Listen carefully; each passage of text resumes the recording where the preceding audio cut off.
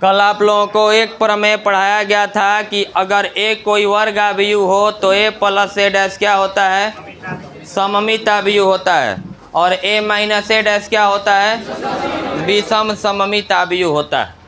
कल आया था ना लोग, कौन कौन आया था कल? तब तो आपको पता होगा कि यदि ए कोई वर्ग अवयव होगा तो ए प्लस ए डैश क्या होगा, ए माइनस ए डैश क्या होगा, विषम सममित अवयव होगा। अब आपको एक प्रमेय और बताया गया था कि any square matrix can express in form of sum of symmetric and skew symmetric matrices. सुनिए, ए कोई अगर वर्ग अवयव है तो ए प्लस ए डैश क्या होता है, सममित होता है। सिद्ध कर दिए हैं। ए कोई वर्ग अवयव है तो ए माइनस ए डैश क्या होता है, कल सिद्ध कर दिए हैं।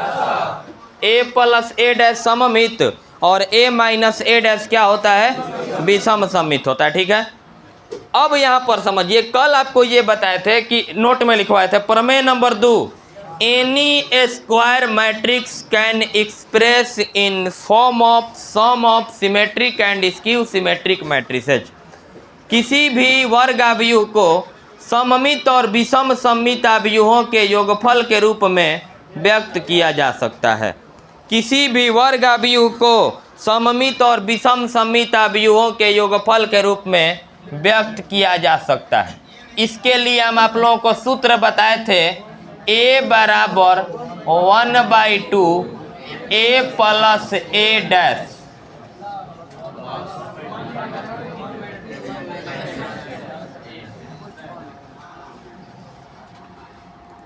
ये आपका फार्मूला है।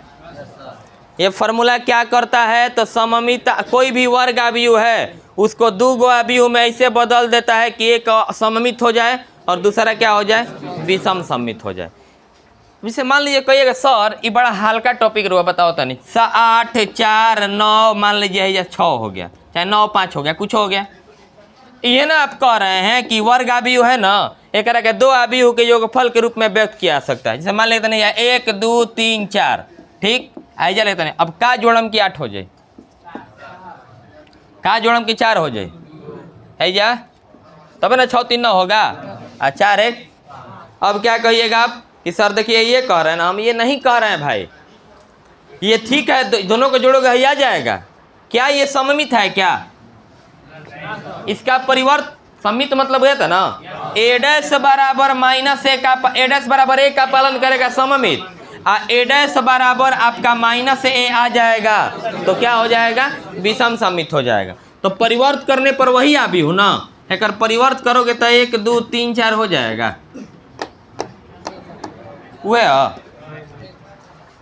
वही है, हम ये नहीं पढ़ा रहे हैं, हम पढ़ा रहे हैं कि दू गो एगो अवयव बा, एक ऐसन दूगो अवयव में बनावा योगफल के रूप में व्यक्त करना है कि पहिल का सममित हो जाए और दूसरा का विषम सममित हो जाए और जोड़ला के बाद फिर यह आ जाए।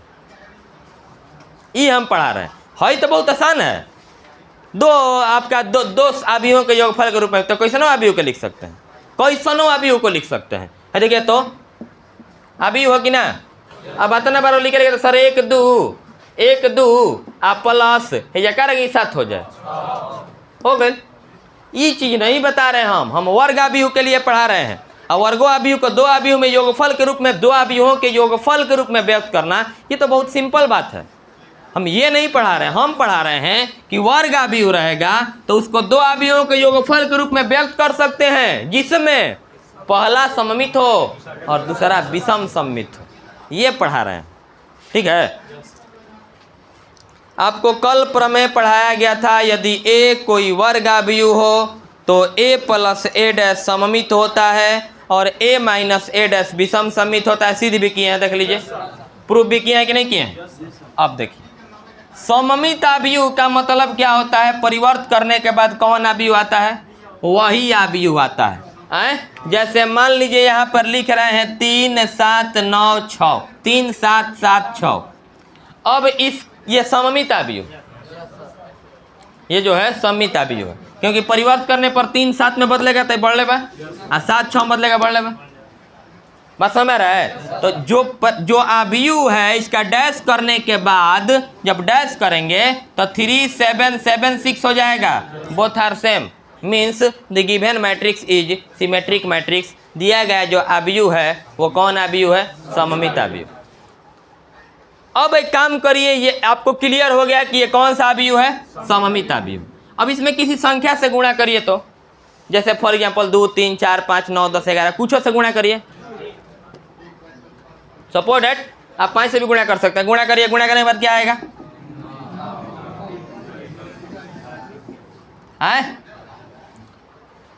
तीती आई 9 3 7 21 3 7 21 3 6 18, यही ना आएगा। अब आप लोग बताइए, पहले ये आप जब 3 इसके आगे नहीं था तो ये आबीयू सममित था, जब 3 से गुणा कर दिए तो क्या ये आबीयू सममित नहीं होगा? इसका डैश निकाल के देखिए तो पंक्ति क्या बना रहे हैं? तो वो है। इसका अर्थ ये हुआ, इस से सीखने को ये मिल रहा है कि यदि कोई सममित आबीयू है और अगर उसमें किसी संख्या से गुणा किया जाता है उसके सममितता पर कोई प्रभाव नहीं पड़ता है। अगर वो सममित था, किसी संख्या से गुणा करोगे सममित ही रहेगा। समझ में आ रहा है? सममित आबीयू में किसी संख्या से गुणा करने पर सममितता पर कोई प्रभाव नहीं पड़ता है। और वैसे ही विषम सममित आबीयू में अगर कोई संख्या से गुणा करिएगा तो विषम सममित ही रहेगा, कोई प्रभाव नहीं पड़ेगा। बुझा था बात? कोई सममित आबीयू है और उसमें संख्या से गुणा कर देंगे तो क्या हो जाएगा? सममित रहेगा। कोई विषम सममित आबीयू है और उसमें संख्या से गुणा कर देंगे तो क्या हो जाएगा? मतलब सिमेट्रिक रहेगा और नंबर से मल्टीप्लाई करेंगे सिमेट्रिक ही रहेगा, और स्क्यू सिमेट्रिक रहेगा, नंबर से मल्टीप्लाई करेंगे स्क्यू सिमेट्रिक ही रहेगा। समझ में आ रहा है? देखिएगा, प्रूफ समझिए। क्योंकि a प्लस ए, यदि a कौन आबीयू? यदि a वर्ग आबीयू हो तो प्रमेय पढ़ चुके हैं। a प्लस ए डैश क्या होता है? सममित आबीयू होगा। ये प्रमेय है। a प्लस ए डैश सममित आबीयू होता है। a माइनस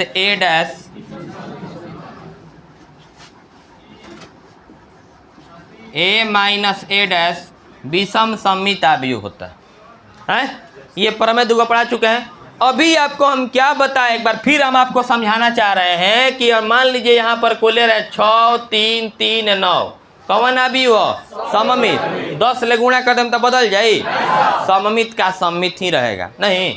अब यहाँ पे देखिए तो a बराबर a प्लस ए डैश है। देखो हमको करना क्या है कि वर्ग आबीयू को क्या करना है? 2 आबीयूओं में बांटना है योगफल के रूप में, नहीं जिसमें पहला सममित हो जाए और दूसरा विषम। मतलब वर्ग आबीयू इज इक्वल टू हमको सममित आ प्लस विषम सममित दर्शाना है, विषम सममित दर्शाना है। अब देखिए वर्ग आबीयू हमारा क्या है जी? a वर्ग आबीयू है। अब सममित हम जानते हैं क्या होता है? a प्लस ए डैश होता है, और प्लस विषम सममित क्या होता है? समझ में आ रहा है? देखो पहले कह रहा है कथन की any square matrix can express in sum of form of symmetric and skew symmetric. वर्ग आबीयू को सममित और विषम सममित आबीयूओं के योगफल के रूप में व्यक्त किया जा सकता है। मतलब हमको वर्ग आबीयू को सममित और विषम सममित में बदलना है, योगफल माने प्लस। अब वर्ग आबीयू हमारा a है, हम जानते हैं कि अगर a वर्ग आबीयू हो तो a प्लस ए डैश क्या होता है? तो इसका मतलब सममित क्या पे a प्लस ए डैश लिख दिए, a माइनस ए डैश क्या होता है? विषम सममित। इस सब अब बैलेंस हो रहा है कि नहीं हो रहा है? अगर हम इसको RHS को हल करें तो a प्लस ए डैश है और प्लस इसमें क्या है? ए डैश कट जाए, a कितना हो जाएगा? बराबर है यार, हेने ए बा हेने 2a बा, बराबर कैसे? समीकरण नहीं है तो मतलब है या अगर 12 है या 6 है, ये तो गलती लिखा हुआ है।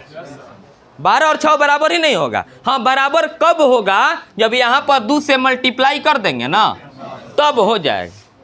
तब एगो 7 से 8 में लड़का पूछ रहा था कि सर हेने ना 2 से गुणा होई, कहीं कहे रे तो सर समीकरण के दोनों पक्षों में ना होता।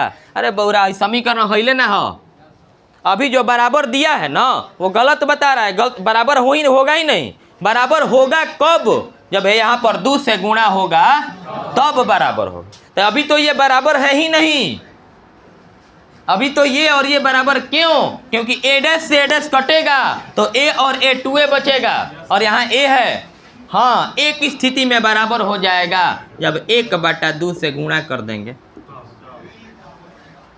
नहीं क्लियर हो? बहुत इंपॉर्टेंट पॉइंट है ये। अरे सिंपल समझ सा नहीं जाए। 10 बा है या 20 बा बराबर देले बनी, गलती कैले बनी, गलती किए हैं। 10 बराबर 20 होगा। अब कैसे सुधारेंगे? अगर एकरा में 1/2 से गुणा कर देम ना, अब सुधर गए। कहें कि 10 दूनी 20 हो जाए, 2 से गुणा करेंगे तो 10 दूनी 20 हो जाएगा, तो 10 मरत में कट जाए, तो अब हो जाए 10 बराबर 10। ये सही चीज़ है। लेकिन यहाँ पर आप देख रहे हैं कि अगर है नहीं खे तब गलती बा। a डैश कट गया तो 2 है, फॉल्ट मारा था। LHS में RHS में 2 है। अब हम क्या किए कि दुआवा ना रही ना, काम चल जाए, 1/2 से कर दी। अब तनी हल करो तो, अब तनी हल करो तो बराबर है कि नहीं। 1/2 कहाँ ला बुझाइल हो? बैलेंस करने के लिए। अगर 1/2 नहीं लाते तो LHS A हो है और RHS 2A बन जाता। ठीक है, एक हल करब a आ प्लस a डैश आ plus a minus a dash आ बाहर में क्या है 1/2 है। 1/2 a डैश कट गया, a 2 है, a कट 2 कट गया तो क्या बच गया? a बच। समझ में आ रहा है? तो a और a बराबर करने के लिए ही 1/2 से क्या किया गया है? गुणा। इसलिए a बराबर 1/2 से गुणा करो तो 1/2 a प्लस a डैश आ प्लस 1/2। इस प्रकार हम लोग ये सूत्र लागू 1/2 से हेऊ में हो गए, 1/2 से हेमे हो गए हुआ था। इस प्रकार हम लोग ये सूत्र लागू करते हैं कि किसी भी दिए गए वर्गावयव को सममित प्लस विषम सममित में बदलना होगा तो सूत्र लगाएंगे a बराबर 1/2 a प्लस a डैश आ plus 1/2 a minus a dash. ये क्या सूत्र क्या काम करता है? तो वर्गावयव को सममित और विषम सममित अवयव के योगफल के रूप में व्यक्त कर देता है। प्रूफ हो गया, लिख लीजिए। ये सूत्र दर्शाना था हम लोगों को। प्रश्नावली 3.3 10वां सवाल में बहादुर 4 गो क्वेश्चन दिया हुआ है। कौ गो दिया हुआ है? एगो देख लीजिए, सब समझ में आ जाएगा। हेडिंग पढ़ो। हेडिंग, निम्नलिखित अवयवों को एक सममित अवयव तथा एक विषम सममित अवयव के योगफल के रूप में व्यक्त कीजिए। साफ थ्योरी से मिलत है कि नहीं मिलत? सममित तथा विषम सममित अवयव के योगफल के रूप में व्यक्त करिए तो समझ जाना कि हम सूत्र लागे। अब दिए गए अवयव को क्या मान लेंगे? a। तो माना a बराबर क्या दिया हुआ है किताब में? पकड़िए। तो ये हम लोगों का सवाल हो गया कि दिए गए वर्ग अवयव दे दिया है। अब इसको आपको करना क्या है कि सममित और विषम सममित अवयव के योगफल के रूप में क्या कर देना है? व्यक्त कर देना है। पहले डैश निकालो ना। पंक्ति को क्या बनाना है? 3-5 पंक्ति है ना, 1 माइनस 1 पंक्ति है ना। दिक्कत? अब यहाँ पर आप लोग पहले a प्लस a डैश पहले ही निकाल लीजिए, क्योंकि सूत्र में a प्लस a डैश चाहिए कि नहीं चाहिए? आपको पता है कि सममित होता है प्लस a डैश। 3 आ 3, a का 5, a का 5, माइनस 1 माइनस 1, -1 -1 है सममित ना का? परिवर्त करबा ना तब वो है जे ना। a माइनस a डैश काम बा, इहो ध्यान रखो। निकाल रहे हो a minus a dash. a minus a dash होता क्या है? वेरी गुड, विषम सममित होता है। a में से a डैश घटाओ, 3 में 3 हो गई, a 5 में 1 गई, 1 में 5 गया और -1 में से -1 गया, -1 में से -1 घटाइएगा, माइनस माइनस प्लस हो जाएगा, 1 में से गया 0। कोई दिक्कत? डैश का मतलब पंक्ति को क्या बना देना है? स्तंभ। अब चलिए का करे के बा, तो वर्ग अभियु देले बा आ सममित आ विषम समित के योगफल के रूप में व्यक्त कर देना है। तो सूत्र होता है a बराबर 1/2 into a plus a dash plus 1/2। बुझा था? अब a बराबर 1/2 आ इंटू अब a प्लस a डैश के मान 6 माइनस, बुझा था? Plus 1/2 a minus a dash के मान 0 4 माइनस 4। आ रहा है समझ में भाई? अब इसलिए आप वर्ग अभियु का दिया हुआ है, एक के माना रख देने, 1/2 से भीतर गुणा करो, द्वितीय 6 तो 3 मरत में कट गया, यहाँ पर द्वितीय 6 3 मरत में कट गया, 2 कट गया, क्या बचेगा? समझ में आ गया? और प्लस फिर 1/2 से डिवाइड करो, 1/2 गुना 0, 2 दूनी के 4, 2 हो गया। बुझाता?